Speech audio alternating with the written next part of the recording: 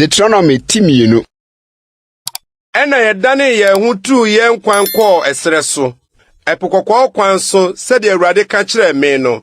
Na ye kontonfa sir bepo ho enapi. Na Awurade ka kire me se, mo afa bepo yi hu biara, na monane mo ho nkire atifi fam. Na hye oman no se, mo rebetwam mo nuanom Esau ma wote sel no hye so. Na wosuro mo nhwe mo ho yie. Muni woni aprepere na meremfa wa asase na mon biakumpo me mamo. Efrise me de sir bepo mama Esau se na tenaye. Monfa sika nto won nche aduane ni.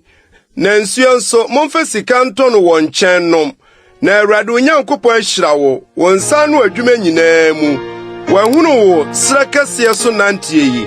Mfrinhye aduane yi Awurade Onyankopɔn di wachi bribiara nhia wo.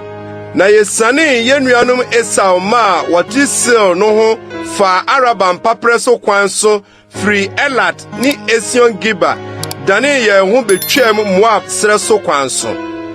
Na Awurade ka kire me se, nhia Moab ho na ene woni apreapre nko na meremma wo wansase ne bi ni so efise me de mama Lot mase woni so. Emifo na kane no na wote so. Omana woso na wodoso na woware se Anakfo. Wonso wobu won abrane akese se Anakfo. Moafo na efre won Emifo.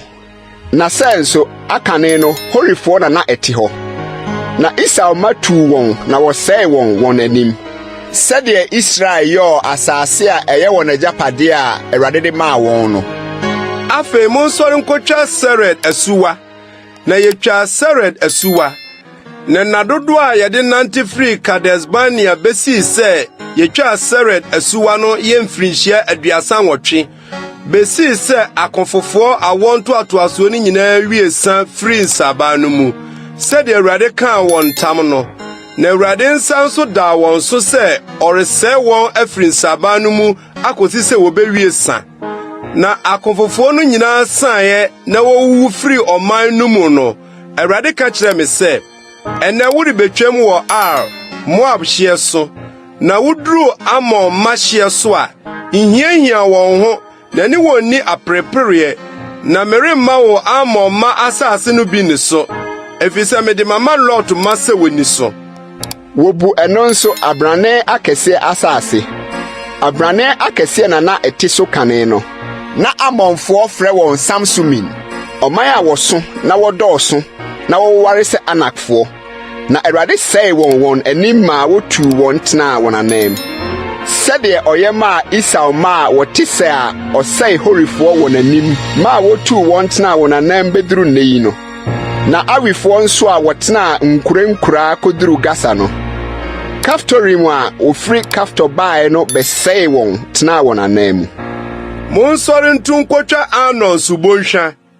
Hwɛ me de Hesbon hene Sihon a Oye Amorini no ne nasase ma hye wonsa. Free asie di so na ene no ni aprepere na monko. Ene dei na mefri asie mede wo hu suro ne wo huhu magu soro nyina ase aman a wobete won kaso na won ho apopo na wakoma atu wanim. Na mede asomdwe sem mefri Kedemot sre so mesoma abofo ma wokɔ Hesbon hene Sihon nkyɛn kɔka se, ma mentwam wasase so, ɔkwan so ara na mefa, meremma ne nifa anaa benkum.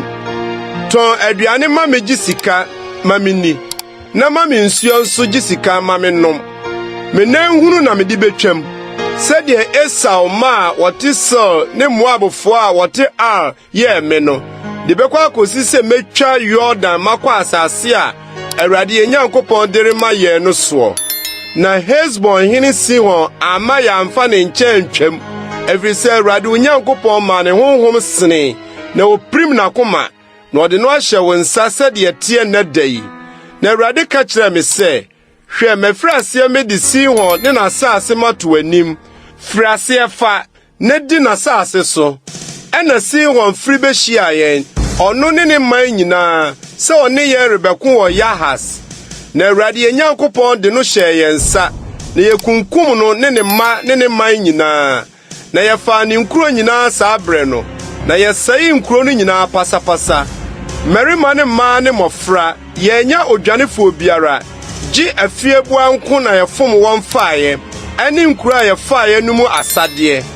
Efiri Arora ɛda Arnon subonhwa no ne kuro a ɛda subonhwa no mu no so, de kosi Gilead, kuro biara ni hɔ a na ɛyɛ den sene yɛn. Awurade yɛn Nyankopɔn de ne nyinaa hyɛ yɛn nsa. Gye Amon mma asase no nko ho na wantwe mpini. Yabok subonhwa nkyɛn mu nyinaa, ne mmepɔ no so nkuro ne baabiara a Awurade yɛn Nyankopɔn braa yɛn.